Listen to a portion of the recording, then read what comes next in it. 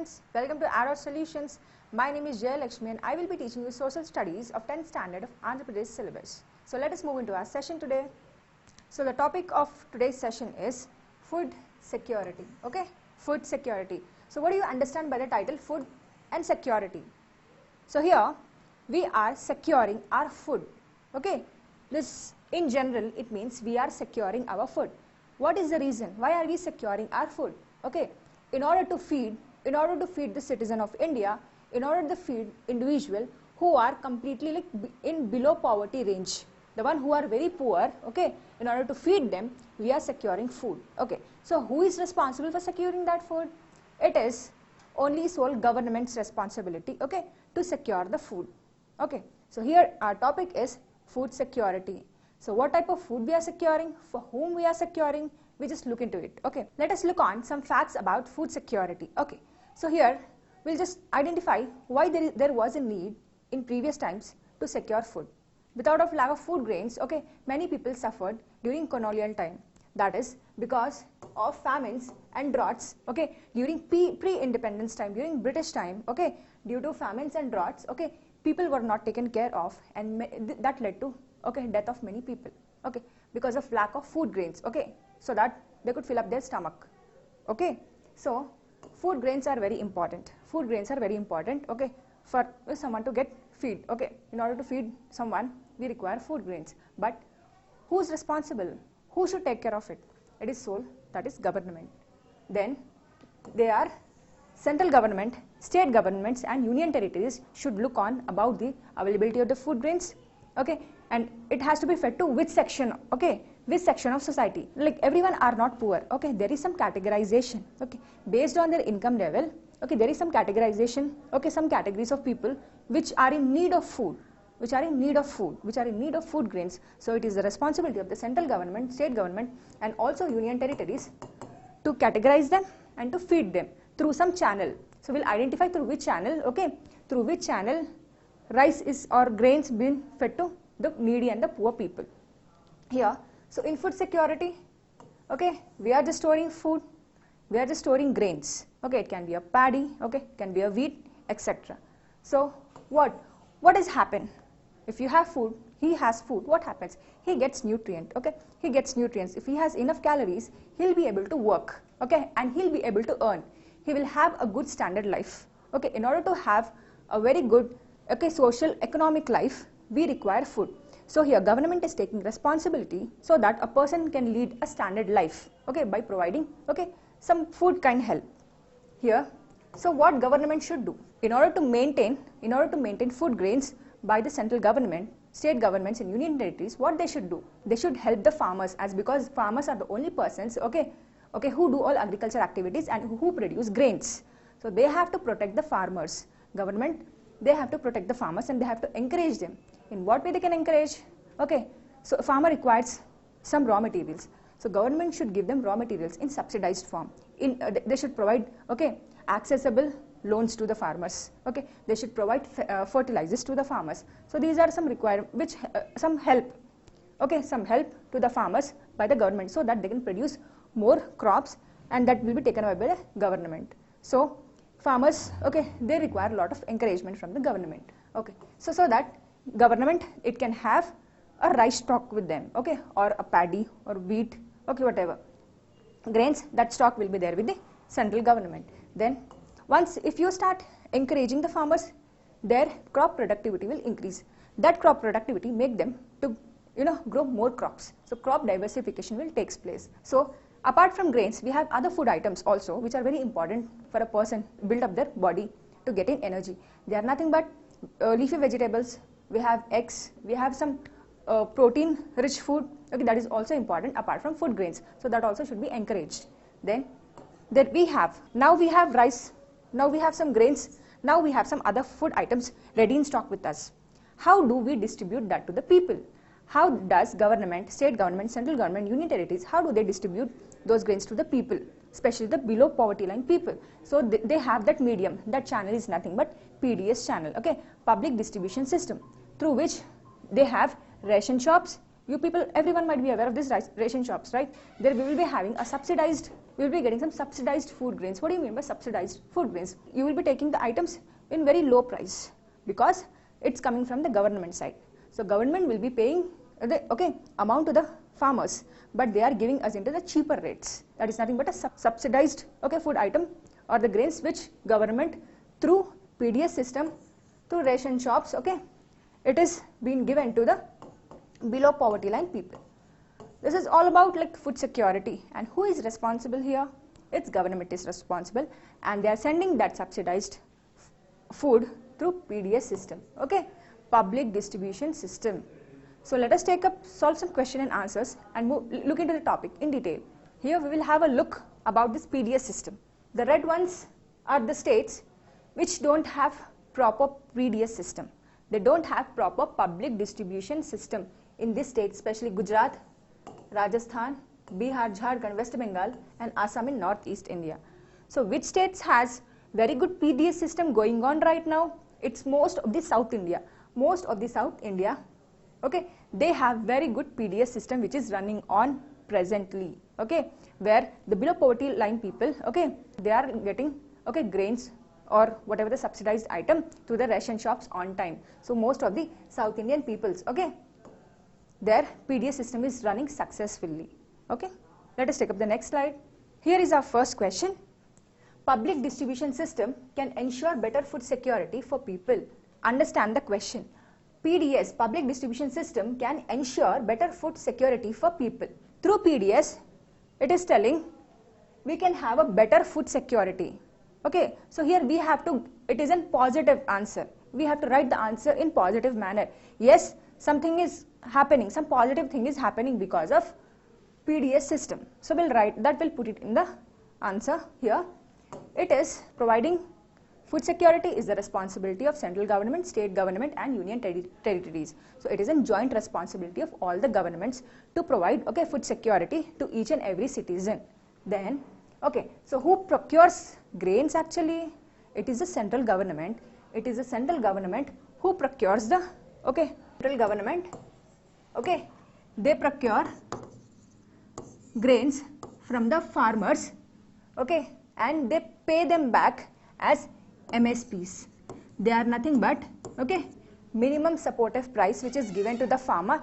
Then farmer they grow their produce and then sell some part of it to the central government. So central government has the stock with them. Central government has the stock with them. That is nothing but a buffer stock. That is nothing but a buffer stock. And this and this is being stored, and the whole collected buffer stock will be stored by the FCI, that is nothing but Food Corporation of India. And again from there, with some other price, with some amount of price that is being given to states, some states, and union territories. From states and union territories to the respective ration shops, that subsidized item would be passed on. That subsidized item would be passed on to normal citizen of India. This is how we'll get all the food items into the ration shop. That is being carried out from the farmer to the normal people who is a rural people or the one who falls under below poverty line. So here state governments and union territories, they supply that subsidized food grains through fair shops. Fair shops are nothing but these ration shops. Picture makes you understand well about a ration shop, right? We all might be aware of, we have seen also this, and many of us might have visited also. Then FCI is the one, the institution which gathers, which has a lot of warehouses, lot of storage houses, lot of godowns where we have, where we store these food grains. Then, so what's happening over here? They are mobilizing, FCI is mobilizing the grains, from which area to which area it is mobilizing. They will have a map, so which area produces high amount of food grains and which area doesn't have. So they mobilize from higher area where they have enough grains and to the area which do not have enough grains. That mobilization is carried out by FCI. So PDS earlier, the PDS system, this public distribution system was earlier, it was an universal coverage of PDS. It was in this format. Then later what happened, there was an advancements, there was another program, which has taken up this universal coverage of PDS. That in 1997, it came out as targeted real public distribution. In 1997, it came out as targeted real public distribution system. then again it has been advanced and that has been put under a act that is nothing but National Food Security Act, which has come in the year 2013, which is also okay a Right to Food Act. Okay, so based on this act, now it is right of every citizen to have a subsidized food. Okay, some positive points about public distribution system so that we can maintain a food security. Let us take up another question. How far is food security required today in India? This means that does India really need a food security? How far? Though food grains are provided on regular basis, but how far, okay, is food security required, okay, today in India? Okay, here India is very populous country. Okay, India is very populous country. It has all categories of people. It has all categories of people. But as the years are passing, population being is increased, but the production of grains, as population is increasing, production of grains is decreasing.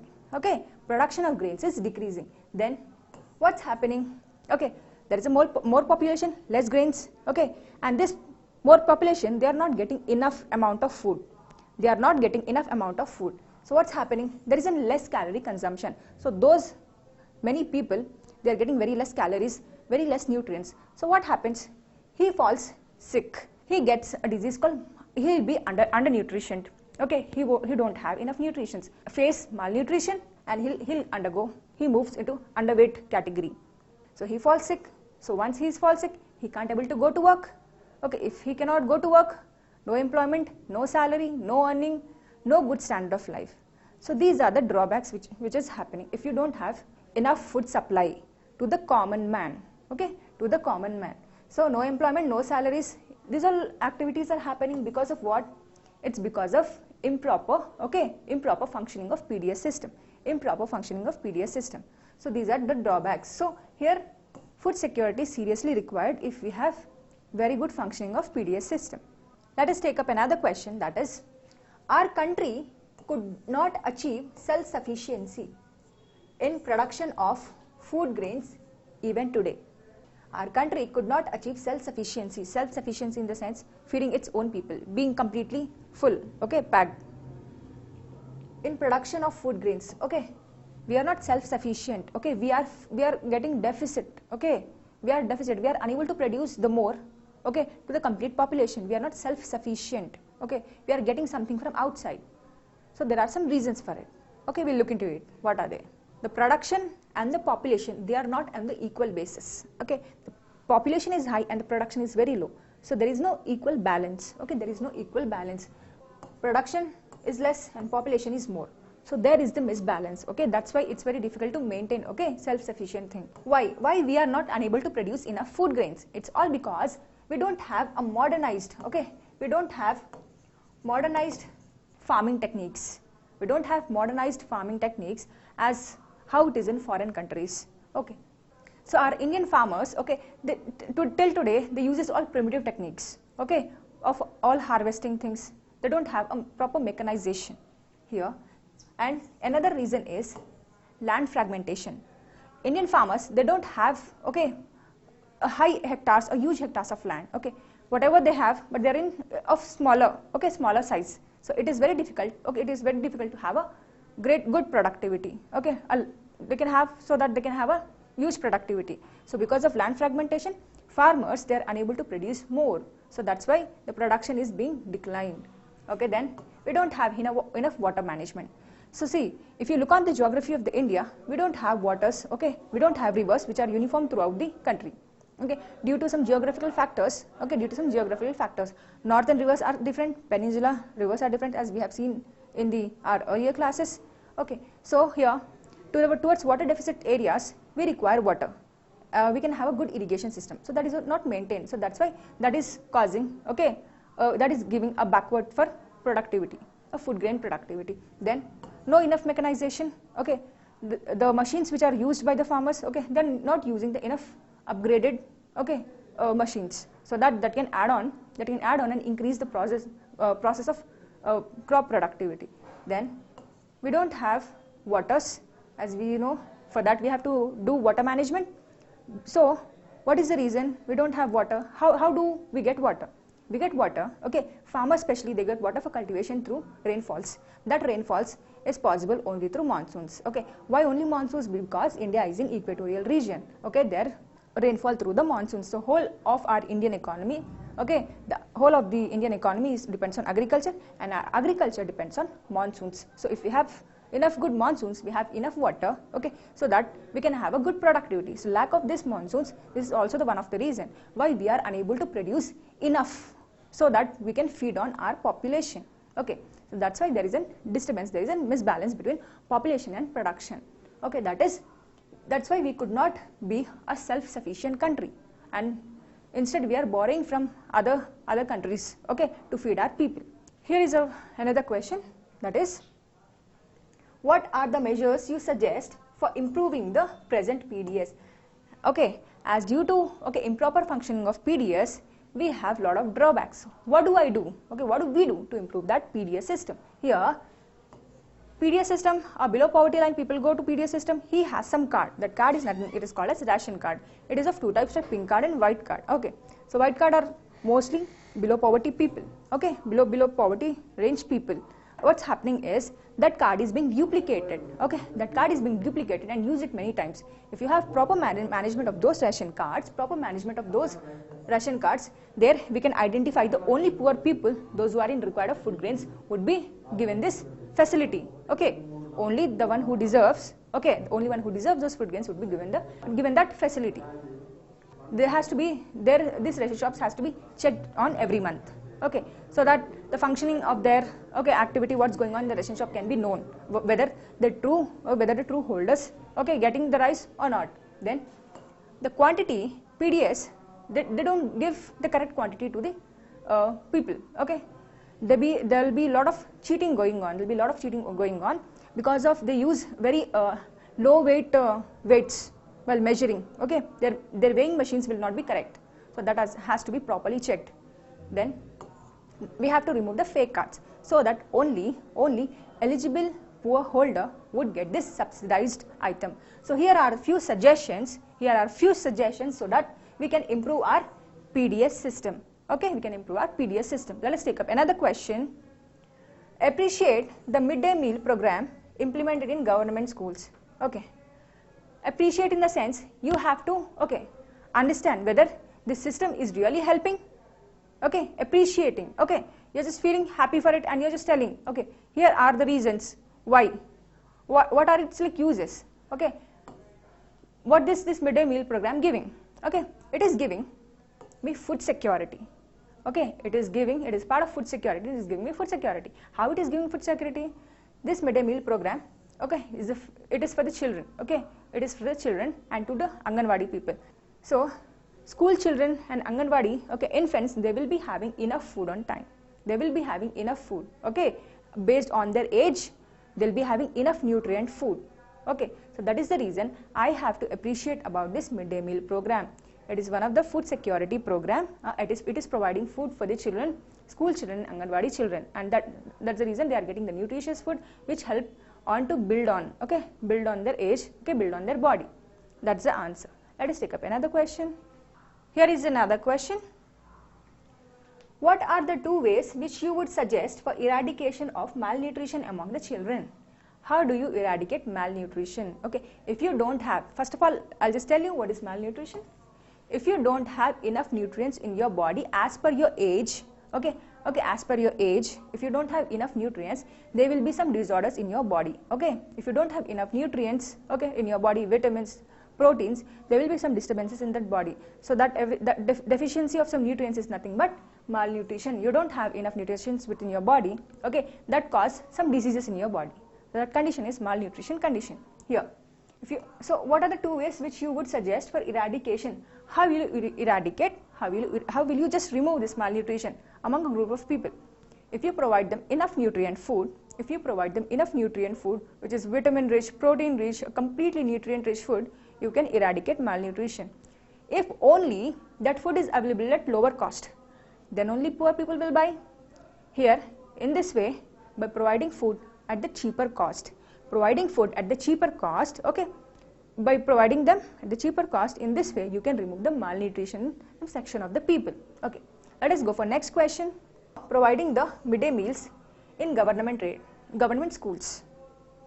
What is the reason for providing the midday meals in government schools? So why government is providing food as part of midday meal program? It is in order to improve the literacy rate. Okay, there are so poor families in our country, okay, in villages, in rural areas, okay, who cannot feed their children, okay, at least for 2 times, okay, who cannot feed the children meal, okay, at least for 2 times in a day. So in order to, okay, to improve the nutrition activity and to build up a strong India, government had came up with the program, that is midday meal program. So if your child is sent to school, they will be provided with the meals, okay, they will be provided with the nutrient meals, and simultaneously their education will go on, okay. So they have like 2 reasons behind this program, okay. So here, in order to improve the literacy rate, here we have this midday meal program. So let us take up another question. Give any 2 examples which give vitamins. Give any 2 examples of the foods which gives us vitamins. They are leafy vegetables, fresh leafy vegetables, and the sprouts. Okay, the sprouts which if we soak the grains overnight, then we'll have small sprouts. Okay, if this is a bean, we'll have some sprout, okay, coming out of a bean. If we soak overnight in water, that is nothing but a sprout. Okay, if we have the sprouts, which is high, where it is very high in proteins and very important to build the muscles in the body. So these 2, okay, they have proper vitamins, okay, for a living organism. Then next question, write any 2 reasons for better improvement of PDS in southern states.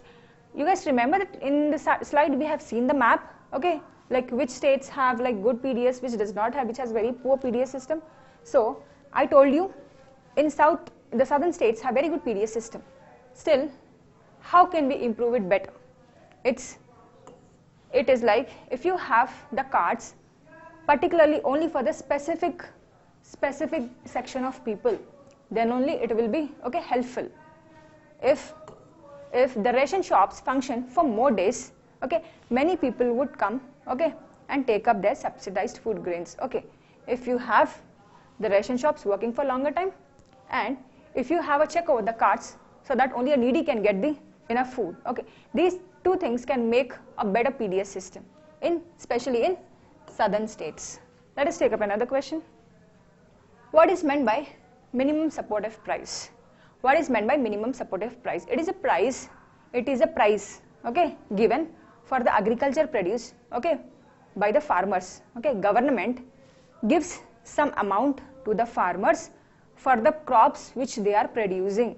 Okay, that is nothing but MSP. That rate is fixed before the crop is produced. Okay, the rate is fixed for per quintal. For example, for quintal of cotton, they will be allotted some price. For a quintal of wheat or paddy, they would be allotted some price, that is MSP. So a market, in order to, farmers, they will be moved into market and they will get cheated by middlemen. So in order to remove that middleman beforehand, government helps the farmer and gives the amount as MSP, okay, before the crop is produced. That's about MSP. Next question. Do you think that PDS managed by government is providing proper food security? Is it PDS which is managed by government, is it providing proper food security? Explain your opinion. Question is asking whether this PDS really serving its purpose. It is. So actually, the main responsibility is government. PDS managed by government providing proper food security. Yes, it is, because we have to write it in positive form. Yes, it is. So who are responsible? Central government, okay, state government, union territories are responsible, okay, to pass on that subsidized grain to the people. Okay, here it is responsibility of 3 governments, okay, and what are they doing? They are distributing the food grains, okay. So yes, they are really providing, okay, it is providing this PDS is really providing good food security, okay, good food security. But we should also mention some drawbacks of, okay, PDS. Okay, they have like multiple cards, they don't open on time. Okay, those are like some drawbacks which can be, okay, improved. Okay, let us go into some key points. We have seen about food security, about PDS system. we'll just know about some important facts, okay, some important key points of this lesson. Here, FCI is nothing but Food Corporation of India. Let us look into some key points of this lesson, okay, that is food security. Here, FCI, that is Food Corporation of India. FCI is nothing but an institution, okay, on behalf of government, okay. It has all the buffer stock of the food grains. It has a lot of big godowns, okay, which it store full complete buffer stock. The excess food grains are being stored with FCI, okay, that works on behalf of central government, okay. The states and union territories, they get the grains from the FCI, so that those are being passed to the people, okay, through ration shops, okay. Then water harvesting is very important, okay. It's all because, see, all of our cultivation is very important, okay. Cultivation of crops are very important, cultivation of grains are very important. So especially the areas which do not have enough water, especially the southern regions which do not have water, so they have to maintain, okay, they have to do some activity so that they can have enough water. So water harvesting, okay, is important activity which farmers should look into and government should also look into. Then farmers should take up the crop rotations, okay. Farmers should take up the crop rotation. So once, okay, this season they have grown one crop, so next season they have to grow another crop. So by changing the crops, okay, the nutrients would be, circled, okay, the nutrients will be circled within the ground, they will be replenished and will have a good productivity. Then MSP, as, okay, this is nothing but a price fixed by the central government and which is given to the farmers, okay, for their cultivation, okay, for their cultivation, the crops which they have produced. It's not that whole production of crops would be given to the central government. Farmers, they give just 1/3 portion of it to the government based on the MSP, based on the rate of the MSP. If somebody is giving more higher amount than the government, then farmers can shift that, okay, person, okay. It's not much that they should give to the farmers, give to the central government only. Then ration shops should be properly managed because they are the ones where PDS system would go on systematically. Then whole of the extra buffer stock is maintained by FCI. Excess food grains is generally maintained by the FCI. These are like few important key points of food security. Students, today we have seen about food security, PDS and MSP. That's all for today's session. Thank you.